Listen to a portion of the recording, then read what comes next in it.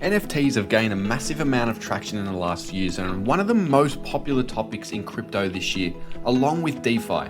Some new awesome concepts for the use of non-fungible tokens are popping up and being created all the time, and they're being touted as the future of the gaming industry, the arts industry, and in even some cases the real estate business. So naturally, people are asking, what are NFTs? How do they work? What are they used for? And of course, how can I capitalize on them?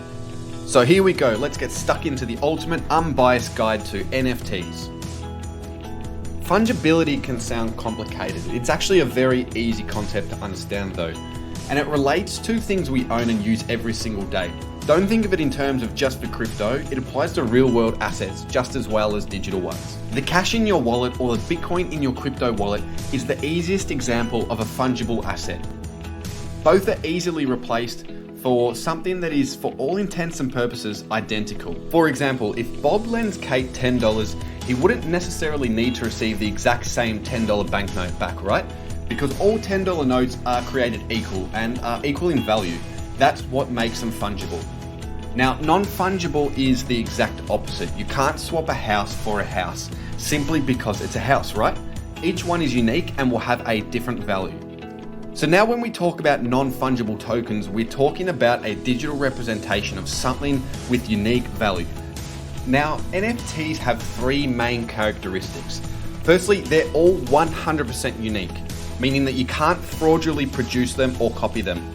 Deep inside a non-fungible token, the metadata describes what makes this asset different from all the rest. This is a permanent, unalterable record that describes what an NFT represents.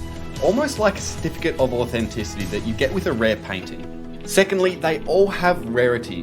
Now, as scarcity is an important ingredient in the recipe that makes NFTs so attractive, while developers do have the freedom to generate an infinite supply of a certain asset, like copies of digital art, they also have the power to limit the number of rare, desirable items in existence, unlike fiat currency, which is printed by the billions every single day, which devaluates your money in your wallet.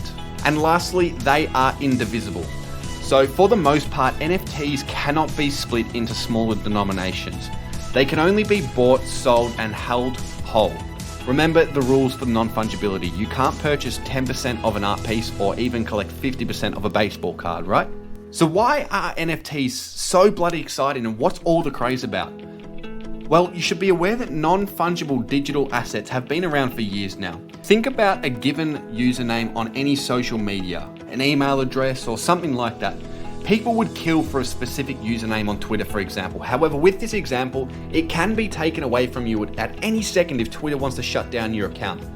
With NFTs, they prove ownership. They're completely transferable and they prove authenticity, so no one can take anything away from you. You could sell it to them. They're used to prove that something is legit. Think of the power of just the first one. It doesn't matter where in the world you are, the ownership of the digital asset can never be taken away from you, and it proves it's authentic, so it removes the chance of any kind of fraud, which, as we know, has always been a massive issue in society, and with the advent of technology, it's simply gotten easier. So moving on to where we can use them, let's have a look at some of the most exciting NFT projects that get me up and about. Right now, it's still very early days in the NFT space. However, it's showing a very clear working mechanism capable of being used in many industries, from gaming and sports to art and even technology. Many major sporting clubs and leagues are turning to NFT for a new source of income, selling digital art and all things related to the club, and which, as we know, is needed especially in the time of this pandemic. Louis Vuitton is creating NFTs to be sold with all their accessories to undoubtedly prove the authenticity of a product or not. As we know, the fashion industry has among the highest dollar value of fraud and fake products out of all the industries, valued at $27 billion per year. Nike is creating digital shoes as a collectible, and as we know, Nike shoe collectors can be, quite the money-making market and quite the crazy market. So how do you capitalize on them? Right now, when we look at the grand scheme of the possibilities and theoreticals of NFTs, we're very much at the beginning and the opportunities now are limited, and I say this modestly and conservatively. If you're looking to make money, it is mainly restricted to collectibles in the digital form, as the tokenization of analog goods is still yet to go mainstream. The way this could work is through purchasing in the hope that the demand will cause an increase in value. much like a collectible item or antique. However, be warned, you can get seriously burnt for tens, even hundreds of thousands of dollars for making poor purchases and getting greedy, as we saw in the crypto game called Hot Potato. While NFTs are digital assets, there have been some interesting moves to tie them to physical real-world objects. Unisocks, for example, allows you to purchase a socks token, a fungible token that you can then redeem for a real pair of socks and an NFT representing ownership of that pair of socks. Saint Fame has a similar setup with its Fame and ICK tokens, which you can then redeem for physical shirts and masks respectively. And lastly, 12 real-world prints of the CryptoPunks character were made and put in the Zurich Art Gallery with sealed envelopes on the back containing a paper wallet. Similarly, these can become collector's items. With this said, NFTs have shown a working function, so speaking optimistically, it's only a matter of time before physical goods are authenticated by NFTs. How long that time will be, nobody knows. Maybe 1 year, maybe 10 years, maybe 100, nobody knows.